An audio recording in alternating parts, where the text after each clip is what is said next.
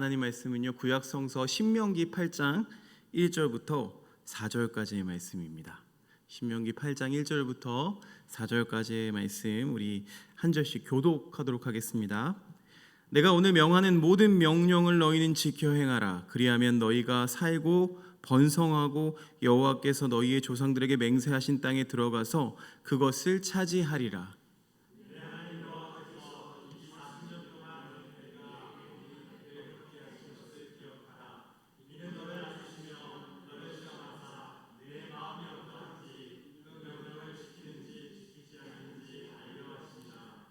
너를 낮추시며 너를 줄이게 하시며 또 너도 알지 못하며 내 조상들도 알지 못하던 만나를 내게 먹이신 것은 사람이 떡으로만 사는 것이 아니요 여호와의 입에서 나오는 모든 말씀으로 사는 줄을 내가 알게 하려 하심이니라.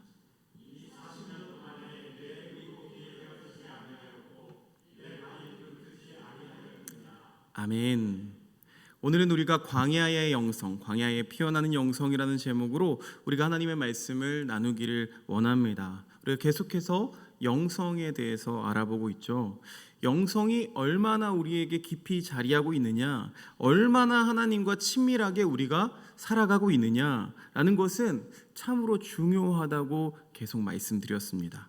그래서 우리가 뿌리내린 영성, 또 자라나는 영성, 그리고 지난주에는 그런 자라남에 있어서 기도 생활에 대해서 함께 말씀을 나눠보았습니다. 오늘은 영성이 자라나는 그 성장의 과정에 있어서 겪게 되는 이 광야 생활에 대해서 함께 말씀을 나눠보고자 합니다. 바라기는 오늘 이 말씀을 통해서 혹시 그런 광야길을 만난 우리 교우들의 큰 소망이 되고, 또 아직 광야를 만나지 않은 분들에게는 우리가 이 광야를 만났을 때에 어떻게 건너가야 되는지를 생각하고 준비하는 그런 은혜의 시간이 되기를 소망합니다. 오늘 말씀에 들어가기 전에 제가 여러분에게 한 가지 질문을 던지고 싶은데요. 여러분은 이 교회를 업종으로 분류한다면 어떤 종류의 업에 들어간다고 생각을 하십니까? 생산직도 있고, 서비스직도 있죠. 자, 교회는 어느 부류에 들어갈까요? 물론 교회를 그렇게 분류한다면 좀 불경하다고 여기시는 분이 있으실지도 모르겠지만 사회에서는 교회를 또 그렇게 분류합니다. 생산직이라고 하면은요, 우리가 생산업이라고 하면 교회가 뭔가를 생산하지는 않아요. 생산업은 뭔가를 만들어내야 되는데 교회는 오히려 돈을 씁니다. 소비합니다. 헌금을 통해서 교육을 하고 구제하는 데 씁니다. 그런데 여러분, 그것을 뿌렸을 때, 그걸 투자했을 때 그게 가시적으로 다시 돌아오나요? 돌아오는 게 별로 없어요. 우리 자녀들에게 어떤 교육을 위해서 우리가 수련회를 위해서 비전 트립을 위해서 많은 돈을 써도 가시적으로는 돌아오는 게 없어요. 우리가 구제한다고 교회의 명예가 생길까요?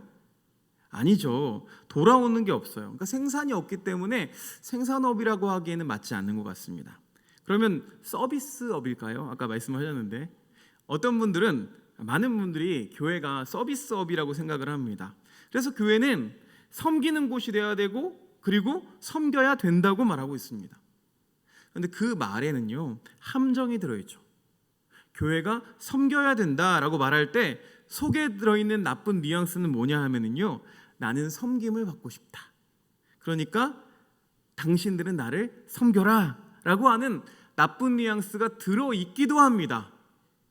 우리 권사님 그러시다는 건 아니고, 그렇죠? 교회가 이 서비스업이라고 생각을 하기 때문에요, 어떤 분들은 교회 안에서 그냥 좀 평안하기를 기대합니다.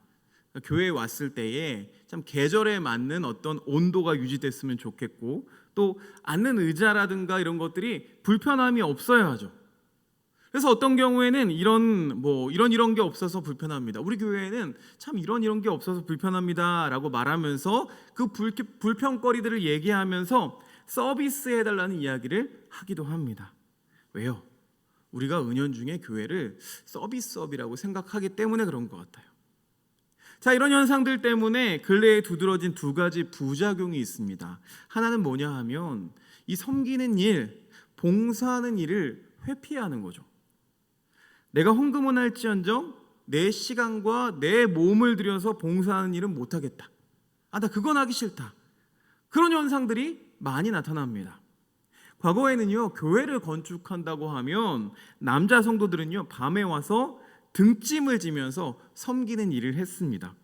내가 헌금을 할 수 없다면 몸으로라도 섬겼고, 또 헌금을 할 수 있다고 하더라도 내가 어떠한 모양이라도 섬기면서, 예전에는 뭐 발을 벗고 교회에 들어오는 교회도 있었던 걸로 저는 어렸을 때 기억해요. 그러면 신발장에 신발이 있으면 막 그 신발을 가지런히 놓는 그런 일들을 하면서 아주 섬기는 것을 기쁘게 여겼습니다. 그러나 우리가 어느 순간 이 교회를 서비스업으로 생각을 하면서 이제는 내가 서비스를 받아야 되겠다, 그런 생각을 하면서 이 섬김이라는 것은 우리에게 점점 멀어지게 되었습니다. 또 하나의 부작용이 있다면, 이제 코로나 팬데믹이 지나고 이제 예배까지도 편리한 방법으로 드리려고 합니다. 넷플릭스, OTT처럼 이렇게 골라서 좋은 설교를, 예배를 영상으로 볼 수 있고 내가 누릴 수 있다고 착각을 하는 그런 시대가 되었습니다. 자, 교회를 찾는 모든 교우들을 손님이라고 생각하면서 편안하게 머무를 수 있도록 교회는 당연히 그 일을 해야 합니다. 또 교회 안에서 편안하게 앉아서 예배를 드리고 교육을 받을 수 있게 해야 된다는 것을 우리는 당연하게 여깁니다. 그러나 그 전에 우리가 한번 우리 자신에게 물어봐야 합니다. 그러면 누가 섬길까요? 하나님이 우리를 섬기실까요? 아닙니다. 교회는 우리가 하나님을 섬기는 곳이지 하나님이 우리를 섬겨주시는 곳이 아닙니다. 물론 당연히 교회는 최선을 다해서 교회에서 준비한 것들을 해야 합니다. 예배를 위해서 또는 교육을 위해서 최선의 시설들과 준비들을 갖추고 예배를 준비해야 합니다. 예배를 준비하지 않고 이 찬양을 준비하지 않고 우리가 기도의 시간을 들여서 준비하지 않고서는 그런 예배란, 제대로 된 온전한 예배란 있을 수가 없는 것입니다. 그러나 예배에 있어서 그런 준비나 섬김이라고 하는 것은 또 어찌 보면 부차적인 것일 뿐이죠. 교회를 굳이 업종에 비교를 한다면 무엇에 가까울까요? 교회는 생산업도 아니고 서비스업도 아닙니다.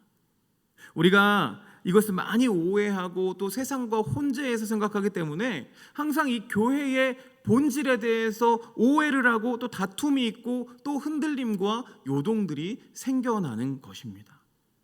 굳이 비교를 하자면 교회는 군대에 가깝다고 할 수 있습니다. 군대에 들어간 우리 자녀들에게 군대가 친절하게 대해줄까요? 입대한 병사들에게 아주 친절하게 최고의 시설과 서비스를 준비해서 그렇게 대해줄까요?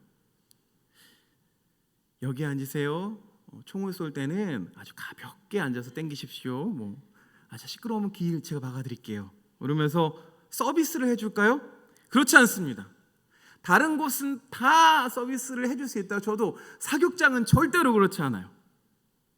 군대는 훈련하는 곳이죠. 교회를 굳이 우리가 얘기한다면 교회는 이 하나님의 군대로, 하나님의 군사로 훈련받는 곳인 줄로 믿습니다. 물론 이렇게 말하면요 또 불편합니다. 교회는 맨날 훈련하고 준비하고 막 그러는 거구나. 그러면서 교회에서 어떤 평안함을 누리는 게 없다고 우리가 생각할지도 모르겠어요. 아니에요. 그런데 군대에도요 군병원이 있습니다. 그래서 다친 사람들은 쉬어가고 의료 혜택을 받을 수가 있어요. 그리고 여러분, 군에는요 휴양소라는 게 있습니다. 전국에서 제일 경치 좋고 제일 아름다운 곳에 군 휴양소가 있다는 거 여러분 알고 계세요? 그래서 군인들이 그곳에서 쉴 수 있도록 되어 있습니다. 휴양소도 있고 병원도 있고 다 갖추어져 있지만, 그러나 군대의 본질은 무엇입니까? 여러분, 군 병원에서 계속 있는 게 군인의 의무가 아니죠. 그렇죠? 경치 좋은 군 휴양소에서 계속 잠자고 있는 것이 이 본질은 아닌 것입니다. 결국은 훈련을 잘 받고 만일의 사태에 대비하면서 군인으로 훈련받고 연단되는 곳이 바로 이 군대의 본질인 것입니다. 교회도 마찬가지예요. 교회도 우리가 처음 왔을 때는 손님으로 와서 대우를 받고 대접을 받고 내 상처난 마음이 교회 안에서 쉼을 얻고 또 치유를 받으면서 평안함을 얻는 곳입니다. 치료를 받는 곳이에요. 저는 우리 교회가 그런 쉼과 치료가 있는 곳이 되기를 소망합니다. 저는 우리 모두가 그런 곳을 소망하고 또 그렇게 만들어가기를 원합니다. 그러나 더 본질적으로 우리의 교회는 어떠한 곳입니까?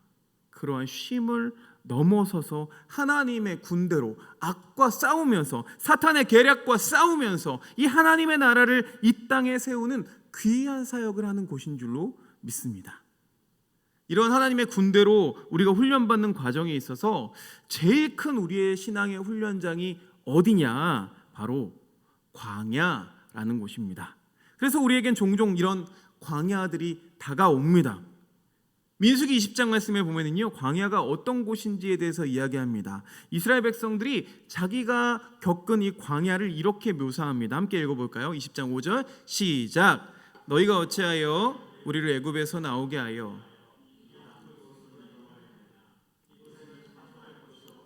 무화과도 없고 포도도 없고 석류도 없고 마실 물도 없도다.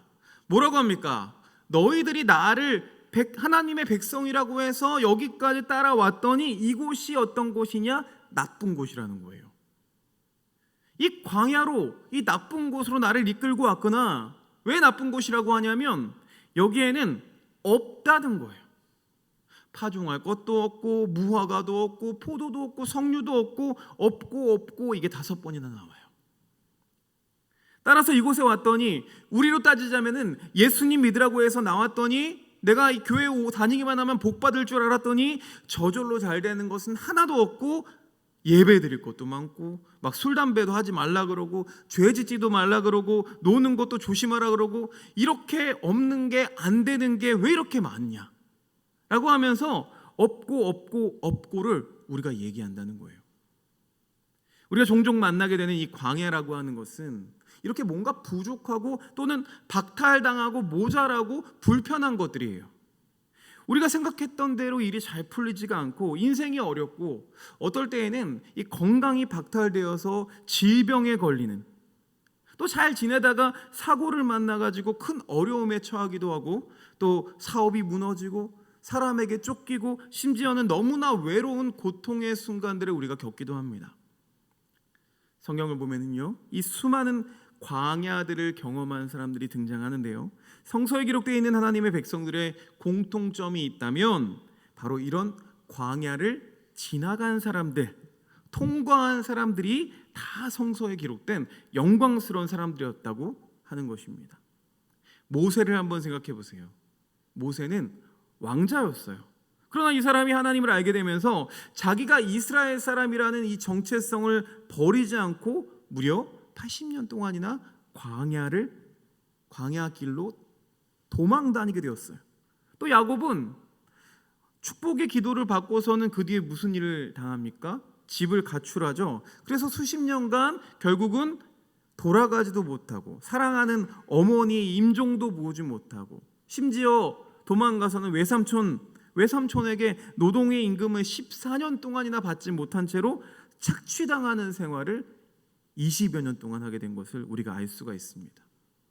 요셉은 어떻습니까? 요셉은 부잣집 도련님이었고요. 채색 옷을 입던 사람이었지만 그러나 이 사람이 형제들에게 배신당해서 노예 생활을 하고 강간미수범으로 감옥에 갇히면서 젊은 시절을 보냅니다. 우리가 지난주 만나본 다니엘은 어땠습니까?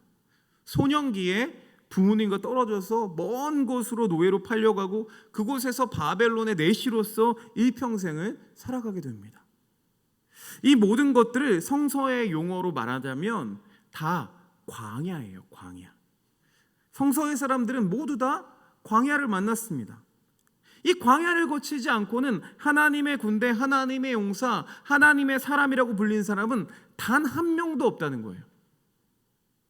우리 교회사를 보면은요, 이런 광야를 거친 신앙의 선배들을 우리는 곳곳에서 많이 보게 됩니다. 아직도 이스라엘 광야에 가면은요, 곳곳에 수도원들과 기도원들이 세워져 있어요. 자그마치 그 역사가 1500년이 넘는 그런 수도원들이 지금도 곳곳에 있습니다. 유튜브에 성 조지아 수도원, 또 마르사바 수도원 이런 걸 찾아보면은요, 지금도 많은 수도사들이 기도하는 분들이 이 절벽 같은 곳에 세워져 있어요. 이 절벽 같은 곳에 매달려서 그냥 일평생 기도를 합니다. 먹을 것은요, 밧줄로 이렇게 끌어올려서 먹어요. 하루 종일 기도하는 거예요. 그러면서 일평생을 보내는 그런 광야의 사람들이 여전히 존재합니다. 기독교, 이 교회의 근본적인 영성이라고 하면 바로 이 사막의 영성, 광야의 영성인 줄로 믿습니다. 우리가 이 수요일마다 모여서 기도하는 이유가 무엇입니까? 편안하기 때문에 그래서 기도하십니까? 바로 이 자리에서 우리의 어떤 그 광야의 영성을 우리가 이 자리에서 한번 다 되살리면서 우리를 연단하고 우리를 훈련하면서 하나님을 바라보는 사람으로 준비되고 예비되는 시간인 줄로 믿습니다. 자, 그렇다면 우리가 이 광야를 만났을 때 우리는 어떻게 이 광야를 지나가야 할까요? 우리가 두 가지를 기억했으면 좋겠습니다. 하나는 뭐냐? 잘 버려야 산다는 것입니다. 한번 따라해 볼까요? 잘 버려야 산다. 이 광야라고 하면은요, 여러분 이 광야길을 이 동네 사이즈, 신갈동 정도 되겠지라고 생각하시면 안 됩니다. 이 광야라고 하는 것은요, 정말 몇 달을 걸어도 끝나지 않은 모래만 있고 바위만 있는 그런 거친 곳입니다. 자, 그런 광야길을 걸어갈 때에 이 사람들이 꼭 가져가야 되는 것이 무엇이냐? 그리고 걷다 보면 깨닫는 게 무엇이냐? 잘 버려야 되는구나를 깨닫게 된다는 거예요. 여러분, 광야길을 걸어가는데 휴대폰도 넣고 노트북도 넣고 게임기도 넣고 그렇게 길을 걸어갈 수가 있을까요? 결코 그 광야길을 통과할 수가 없을 겁니다. 가방에다가 입을 옷을 바리바리 싸가지고 그렇게 해서 걸어갈 수 있을까요? 수영도 해야 되니까 수영복도 넣고 그러지 못해요. 광야에서 제일 좋은 옷이란 무엇일까요? 생존하기에 제일 좋은, 질긴 옷이 가장 좋은 옷이겠죠. 비싼 옷, 어떤 좋은 신발, 굽이 높은 구두, 그런 비싼 구두가 아니라 광야길을 걷기 좋은 탄탄한 신발이 가장 좋은 신발입니다. 그러니 바꿔야 돼요. 그동안 내가 가지고 있었던 좋은 것들이 있다면 그것을 버려야 될 수 있다는 거예요. 이런 말이 있습니다. 황금을 팔아서 생수를 사라. 광야길을 통과하기 위해서는 은, 금 이거를 팔아가지고는 생수를 사야 되는 거죠. 내가 쥐고 있는 가방에다가 은, 금 이런 걸 넣고 걷게 되는 순간 이 사람은 절대로 그 광야길을 통과할 수가 없습니다. 여러분, 은, 금을 먹을 수 있습니까? 금가루는 가끔 먹긴 하지만 금괴를 이렇게 짜면 물이 나옵니까? 아니죠. 이 모든 것들을 그냥 팔아가지고 나에게 필요한 생수를 사야 되는 거예요. 예수님께서도 마태복음 13장 44절을 보면 이렇게 말씀하십니다. 천국은 마치 밭에 감추인 보화와 같으니 사람이 이를 발견한 후 숨겨두고 기뻐하며 돌아가서 자기의 소유를 다 팔아 밭을 사느니라. 이게 무슨 뜻이에요? 정말 얻고 싶은 그걸 위해서 나머지를 다 팔아버린다는 거죠. 그런데 여러분, 우리의 현실은 어떻습니까? 거꾸로입니다. 우리는 생수를 팔아서 은금을 쌓아두기를 원합니다. 더 좋은 은금을, 더 많은 귀금속을, 돈을 벌어서 쌓아두려고 합니다. 여러분, 많은 은과 금, 돈을 벌어서 그것을 가방에 진들 우리가 광야에서 살 수가 있겠습니까? 아니에요. 그것들은 버려야 돼요. 바꿔야 돼요. 그것을 팔아서 밭을 사야 돼요. 또 생수를 사야만 우리가 그 광야길을 지나갈 수가 있다는 거예요. 사랑하는 교우 여러분, 은금을 팔아서 생수를 사는 여러분들이 되시기를 축복합니다. 우리가 끝까지 붙들어야 되는 것이 무엇입니까? 내 손에 있어야 되는 것이 무엇입니까? 생존을 위해서 바로 영생수, 바로 진리를 우리가 붙잡기를 소망합니다. 그러나 우리는 거꾸로 가고 있어요. 우리 자녀들에게 무엇을 가르칩니까? 얘들아, 열심히 공부해서 의사가 되거라. 여러분, 의사는 정말 중요한 직업입니다. 생명을 다루는 아주 중요한 직업이에요. 소중해요. 그런데 많은 부모들이 의사가 되라고 하는 이유가 더 많은 은금을 가질 수 있으니까, 돈 벌 수 있으니까 의사가 되라 라고 말을 한다면 그건 정말 잘못 가르치는 거죠. 우리 아이들에게 은금을 팔아서 생수를 사라 라고 말해야 되는데 우리 자녀들에게 오히려 반대로 가르쳐서 그것이 결국 우리 자녀들로 하여금 광야길을 걷다가 은금에 눌려서 죽게 만드는 법을 가르치게 되는 것입니다. 목적이 하나님 나라와 하나님의 영광을 위해서 살아가는 자녀가 되라. 선한 영향력을 가지고 하나님의 영광을 드러내는 그런 복된 자녀가 되라. 그런 축복의 말을 하지 않고 판검사가 되고 기업가가 되고 사업가가 되어서 성공한 사람이 되어서 은금을 많이 벌어라 라고 우리가 가르친다면 그것은 바로 우리 자녀들이 광야를 만났을 때 죽을 수밖에 없는 죽는 법을 가르치는 어리석은 일이라는 것입니다. 우리 시대의 많은 젊은이들이 하나님을 떠납니다. 말씀을 떠나고 좋은 직업과 또 은금을 갖기 위해서 더 큰 창고를 만들어 쌓아가기 위해서 망해가는 삶을 살고 있는 것, 이것은 우리 부모들의 잘못된 가르침의 결과 아닙니까? 바른 것을 가르쳐야 되죠. 우리 자녀들로 하여금 인생의 광야길을 반드시 너희가 만나게 될 텐데 그때에 무엇을 버릴 것이냐를 가르쳐야 된다는 거예요. 광야에서 비로소 무엇이 중요한지를 알게 된다는 것입니다. 나이를 먹는다는 게 여러분 얼마나 귀한 일인지 몰라요. 젊어서는 이것저것 하느라고 바빠서 중요한 게 뭔지를 모르다가도요, 나이 들수록 점점 건강도 잃어버리고, 그렇죠? 자녀들도 점점 독립해서 점점 멀어지고, 물질도 점점 없어지고, 이렇게 없어질수록 이 광야를 겪으면 겪을수록 깨닫는 게 뭘까요?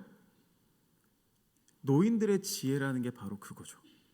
내 인생에서 이건 꼭 있어야 되는구나. 내가 이것만은 꼭 쥐고 있어야 되는구나.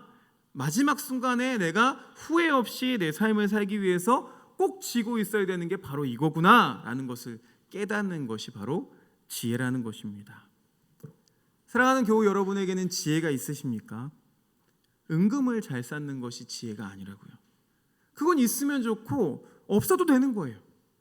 그러나 이 광야 인생을 살아가면서 우리가 늦기 전에 꼭 알고 있어야 되고 꼭 쥐고 있어야 되는 것이 무엇입니까? 바로 우리의 구원은 예수 그리스도에게 있습니다 라고 하는 사실인 줄로 믿습니다. 이 말씀을 사모하시기를 바랍니다. 하나님, 내가 생수를 얻기 원합니다. 내가 이 생수를 붙잡기를 원합니다. 이것이 우리의 소망이 되고 우리의 기도가 되어야 하는 줄로 믿습니다. 예수님께서 이렇게 말씀하세요. 요한복음 4장 14절 말씀을 보면 내가 주는 물을 마시는 자는 영원히 목마르지 아니하리니 내가 주는 물은 속에서 영생하도록 솟아나는 샘물이 되리라. 아멘. 우리에게 영생하도록 솟아나는 샘물을 주시겠다고 약속해 주셨어요. 여러분, 우리가 이 시간에 기도하러 나온 이유가 무엇입니까? 바로 이 영생하는 생수를 맛보기 위함인 줄로 믿습니다. 우리가 입을 좀 크게 열고 마음을 크게 열어서 주여 주시옵소서 라고 기도하는 순간 우리에게 이 하나님께서는 이 영생하는, 누구도 빼앗아갈 수 없는 이 영생의 샘물을 우리에게 부어주시는 줄로 믿습니다. 두 번째로 우리가 기억해야 되는 것은 이 광야길에서 깨닫게 되는 것이 무엇이냐? 하나님의 은혜로 내가 사는구나 라는 것입니다. 이스라엘 백성이 40년 동안 광야를 배회했습니다. 여러분, 왜 40년 동안 배회했을까요? 길을 몰랐을까요? 아니게요. 우선 모세가요, 이 광야 길을 잘 알아요. 40년 동안 이 광야에서 목동 생활을 한 사람이잖아요. 약속의 땅, 그게 어딘지 모르는 것도 아니에요. 가나안 땅이라고 분명히 말씀해 주셨어요. 그냥 거기로 가면 돼요. 그런데 왜 하나님은 바로 가지 못하게 하셨을까요? 길을 알고 있음에도 불구하고 왜 직선으로 가지 못하게 하시고 이 왜 백성들을 40년 동안이나 배회하게 하셨을까요? 오늘 우리가 읽은 신명기 8장 3절 말씀을 우리가 같이 다시 한번 읽어보기를 원합니다. 시작. 너를 낮추시며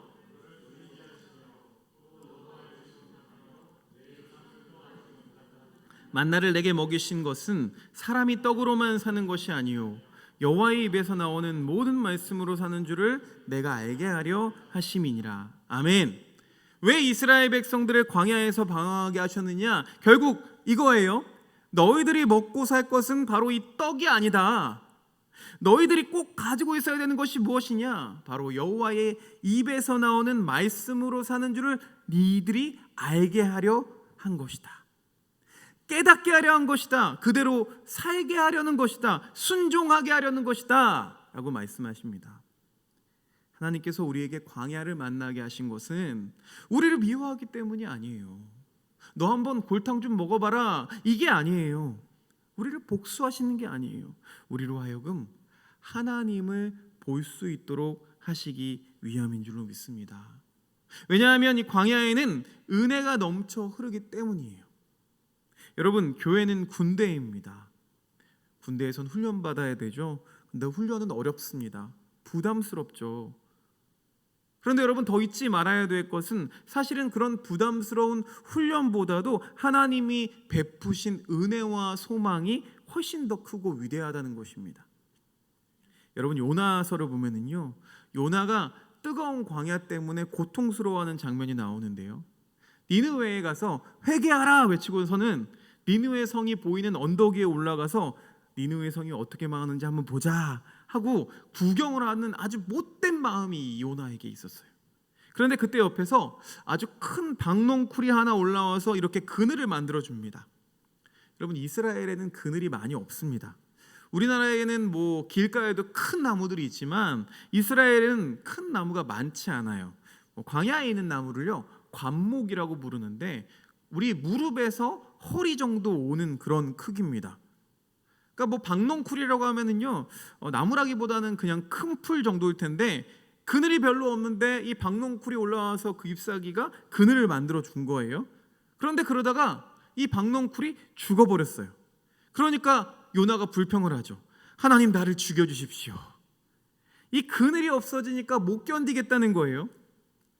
선지자가 이 느니웨 성 사람들이 죽는 게 안타까운 게 아니라, 여러분, 내 머리에 쏟아지는 그 해를 막아주는 그늘이 없어진 게 더 분한 거죠. 그래서 나를 죽여주십시오 라고 말하는 장면이 등장합니다. 광야에서 필요한 것이 무엇이냐? 그늘이죠. 이 그늘이 없으면 정말 죽고 싶을 만큼 고통스럽습니다. 우리 인생에도 이런 뜨거운 햇빛으로 죽을 것 같이 고통스러운 순간들이 찾아오게 돼요. 그늘이 있으면 좋겠는데, 누군가 나의 그늘이 되어주면 좋겠는데, 나를 가려주면 좋겠는데, 나의 약함을 좀 덮어줬으면 좋겠는데 아무도 가려주지 않아요. 세상은 약점이 있으면 그것을 더 붙잡고 늘어지면서 그 실수를 드러내면서 거봐라 라고 조롱하는 것이 여러분, 세상의 이치이고 우리 주변의 모습입니다. 그런데 우리 하나님은 어떻게 하십니까? 우리는 광야에서 오히려 이 하나님의 은혜를 체험하게 돼요. 신약에 보면은요, 예수님께서 이런 얘기를 해주시죠. 강도 만난 한 사람이 있었어요. 강도를 만나서 다 뺏기고 옷도 찢어지고 두들겨 맞아서 거의 죽기 직전에 이르렀어요. 그때 선한 사마리아인이 지나가면서 어떡합니까? 이 사람을 덮어줘요. 그리고 기름으로 그 상처를 발라줍니다. 이거 뭐예요? 약이죠. 기름을 부어서 그 고통스러운 자리를, 아픈 자리를 약으로 닦아줘요. 옷이 다 찢어지고 벌거벗은 몸이 되어서 수치스럽고 부끄러움이 있었습니다. 그런데 이 사람이 자기의 겉옷을 벗어서 이 사람의 수치를 덮어주죠. 여러분, 이 모습이 바로 예수님께서 우리에게 해주시는 모습입니다. 우리에게 상처가 많고 광야에서 찢어졌고 강도를 만나서 부러진 상처가 있을 때에, 내 과거에 대해서 부끄러움이 있고 수치가 있고 아픔이 있을 때에 바로 예수님께서 그곳에 기름을 부어주시고 치료해 주시는 줄로 믿습니다. 우리에게 수치가 있어요. 부끄러움이 있어요. 생각만 하면 너무나 수치스러운 거예요. 그런데 우리 예수님께서 자기의 옷을 벗어서 우리의 수치를 덮어주신다는 거예요. 바로 그것을 언제 체험합니까? 광야에서 체험하게 된다는 것입니다. 우리 성경 말씀 한 군데를 찾아볼까요? 시편 121편 5절과 6절 말씀을 찾아봤으면 좋겠습니다. 찾아보지 말게요. 시간이 많이 없으니까 띄워드렸으니까 우리 시편 121편 5절 6절 말씀을 한 목소리를 읽어보겠습니다. 시작. 여호와는 너를 지키시는 이시라. 여호와께서 낮의 해가 너를 상하게 하지 아니하며 밤의 달도 너를 해치지 아니하리로다. 아멘. 뭐라고 말씀하십니까? 하나님이 뭐가 되신다고요? 너의 그늘이 되시나니. 또 뜨거운 햇빛으로 우리가 뭐 어떤 경제적인 어려움으로, 삶의 고통으로, 우울증으로 고통당하고 있을 때에 바로 우리 하나님께서 우리의 뭐가 되십니까? 그늘이 되시는 줄로 믿습니다. 낮의 해와 밤의 달도 어떻게 돼요? 24시간 365일 4계절 내내 하나님이 우리를 눈동자같이 보호하신다는 그 은혜의 말씀을 우리가 만나게 됩니다. 이스라엘 백성들이 40년의 광야길을 걸어갈 때에 그냥 걸어갔던 것이 아니죠. 뜨거운 햇볕이 있을 때는요, 구름 기둥으로 그늘을 만들어 주셨고, 또 이스라엘 백성들이 그 그늘 아래서 쉬면서 따라갈 수 있게 해 주셨어요. 은혜였어요. 밤에는 불기둥으로 바꿔주시죠. 밤에는 영하로 내려가는 그 광야에서 따뜻한 불기둥으로 따뜻하게 밤을 보낼 수 있도록 해주신 것이 바로 하나님의 은혜였습니다. 이 광야에서 우리는 하나님의 은혜를 경험하게 되는 거예요. 오늘 말씀 신명기 8장 말씀을 보면은요, 뒷부분에 15절과 16절 말씀을 한번 읽어볼까요? 8장 15절 16절 말씀 함께 읽어보기를 원합니다. 시작. 너를 인도하여 그 광대하고 위험한 광야 곧 불뱀과 정갈이 있고 물이 없는 건조한 땅을 지나게 하셨으며, 또 너를 위하여 단단한 반석에서 물을 내셨으며, 내 조상들도 알지 못하던 만나를 광야에서 내게 먹이셨나니 이는 다 너를 낮추시며 너를 시험하사 마침내 내게 복을 주려 하심이었느니라. 아멘. 15절 말씀 보니까 너를 인도하여 그랬어요. 광야에서 인도하신 분이 누구세요? 하나님이시죠. 여러분, 우리가 어려움을 만날 때에 그냥 단순히 아유, 내 인생은 왜 이렇게 재수가 없을까? 왜 하는 것마다 안 될까? 여러분, 그게 아니죠. 그 속에는 뭐가 있어요? 하나님의 손길이 있는 거예요. 물론 광야는 편한 곳, 좋은 곳이 아니에요. 15절 말씀처럼 광야는 광대, 엄청 넓고 위험하고 불뱀과 정갈이 우리를 물려고 노리고 있는 위험한 곳이에요. 그런데 이런 위험한 곳을 하나님이 우리를 왜 인도하십니까? 16절 마지막에 보면은요, 너무나 귀한 위로의 말씀이 등장합니다. 마침내 내게 복을 주려 하심이었느니라. 아멘. 하나님께서 왜 우리에게 이 광야를 거쳐가게 하시느냐? 이 16절 마지막에 있는 것처럼 마침내 이 모든 것을 거치며 내게 복을 주기를 원하셨다라고 하는 것입니다. 사랑하는 행복을 나누는 하나교회 교우 여러분, 하나님이 인도하신 그 광야에서 우리에게 공급하시는 40년 동안 그 광야를 다녔지만 신발이 닳지 않고 길을 잃어버리지 않고 하나님의 전능한 손이 우리에게 그늘을 만들어 주시고 24시간 해와 달이 우리를 해치 못하게 하는 그 은혜를 바로 어디서 누리게 된다고요? 바로 광야에서 누리게 된다는 것입니다. 저는 우리 모두가 이 광야의 놀라운 은총과 기적을 깨달을 수 있었으면 좋겠습니다. 누리게 되기를 소망합니다. 하나님은 지금도 우리를 지켜보시고 우리와 함께 하시는 줄로 믿습니다. 함께 기도드리겠습니다. 주님 감사합니다. 오늘 주님께서 우리에게 주신 그 위로의 말씀을 다시 한번 우리의 마음에 새깁니다. 반드시 이 모든 것들을 거치며 내게 복을 주기를 원하신 그 하나님의 그 위로의 말씀이 우리에게 다가올 수 있도록 주여 인도해 주시옵소서. 우리가 광야 가운데 있습니다. 우리 교회도 광야 가운데 있습니다. 그러나 주님, 우리가 그 은혜의 때를, 그 마침 맞은 은혜의 때를 우리가 마음껏 누리기를 원합니다. 하나님의 도우심, 하나님의 보호하심을 누리는 그 광야 생활이 될 수 있도록 주여 인도해 주시옵소서. 은금을 의지하기보다는 생명수를 의지할 수 있는 우리가 될 수 있도록 주님 인도해 주시옵소서. 영원히 마르지 않는 그 생수가 우리 안에 넘쳐 올라가기를 간절히 소망하오니 주여 역사하여 주시옵소서. 예수 그리스도 이름으로 기도드렸사옵나이다. 아멘. 시간이 많이